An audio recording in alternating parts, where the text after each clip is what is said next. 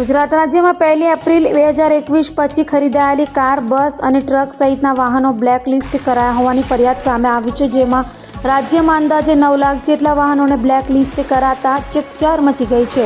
તો નેતાઓના વાહનો પણ બ્લેકલિસ્ટ કરાતા આક્ષેપો કરાયા છે. ગુજરાત રાજ્ય આરટીઓનો વધુ એક વિવાદ સામે આવ્યો છે. વાત એમ છે કે 1 એપ્રિલ 2021 પછી ખરીદી કરવામાં આવેલી કાર, બસ, ટ્રક સહિતના આશરે 9 લાખ જેટલા વાહનો બ્લેકલિસ્ટ કરાયા છે. તો આ અંગે રાજ્યના વાહન વ્યવહાર વિભાગ પાસેથી ચર્ચાતી માહિતી મુજબ રજીસ્ટ્રેશન ફી ભરવાની પેન્ડિંગ હોવાથી વાહનો બ્લેક કરાયા છે. જ્યારે આ અંગે કોંગ્રેસ નેતા દર્શન નાયકે મુખ્યમંત્રીને ફરિયાદ કરી હતી અને મીડિયા સાથે વાત કરતા જણાવ્યું હતું કે ગુજરાત ભાજપ પ્રદેશ પ્રમુખ CR પાટીલના પુત્ર જિગ્નેશ પાટીલની કાર બ્લેકલિસ્ટ કરાઈ છે. સાથે ગુજરાત રાજ્યના મંત્રી મુકેશ પટેલ અને દર્શન નાયકની કાર પણ બ્લેકલિસ્ટ કરાઈ છે. તો આ અંગે આરટીઓ દ્વારા હજી સુધી કોઈ માહિતી અપાઈ નથી.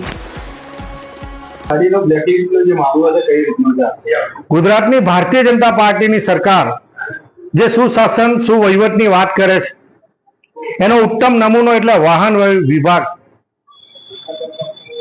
ગુજરાતમાં કેન્દ્ર સરકારનો જે પરિપત્ર હતો એ રજીસ્ટ્રેશન માટેનો પરિપત્રનું અમલીકરણ કરવાનું કામ આ વિભાગ દ્વારા સમયસર કરવાને બદલે 1 એપ્રિલ 2021 પછી ગુજરાતના 10 લાખ જેટલા વાહનો નું જે રજીસ્ટ્રેશન કરવામાં આવ્યું અને રજીસ્ટ્રેશન કર્યા પછી એના નામે થયા પછી 240 રૂપિયા જેવો નજીવો રજીસ્ટ્રેશન ફી બાકી છે એમ કરીને સામાજિક રીતે સંકળાયેલા, રાજકીય રીતે સંકળાયેલા બૌદ્ધિક લોકો, મારી પોતાની પણ ગાડી બ્લેકલિસ્ટ કરવામાં આવી છે એ પ્રકારની મને માહિતી મળતા અને બીજા અન્ય લોકોએ મને ફરિયાદ કરતા માનનીય મંત્રીશ્રીને, માનનીય મુખ્યમંત્રીશ્રીને પત્ર લખીને વિનંતી કરી કે જે અધિકારીને 2021 અને 2023 ઓક્ટોબર પછી ખબર પડી કે આ પ્રકારની પરિસ્થિતિના કારણે 240 રૂપિયા જેટલા બાકી છે, તો એ અધિકારી સામે તપાસ કરવાને બદલે, એ અધિકારી સામે પગલાં લેવાને બદલે, એની પાસે વસૂલાત કરવાને બદલે ગુજરાતના 10 લાખ વાહન ચાલકોને માથે આ બ્લેકલિસ્ટ નામનું લેબલ લગાવવામાં આવ્યું છે. આ ગંભીર બાબત છે.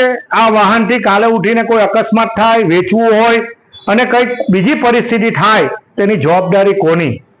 આ સમગ્ર બાબતમાં કોઈ લોકોને વિચારતા કર્યા, લોકોને તકલીફમાં મૂકવાનું કામ આ વિભાગ અને ગુજરાત સરકારે કર્યું હોય ત્યારે આ બાબતમાં ઊંડી તપાસ થવી જોઈએ અને તાત્કાલિક અસરથી આ બાબતમાં પગલાં લેવા જોઈએ. એ પ્રકારની માંગણીનો મેં પત્ર લખ્યો.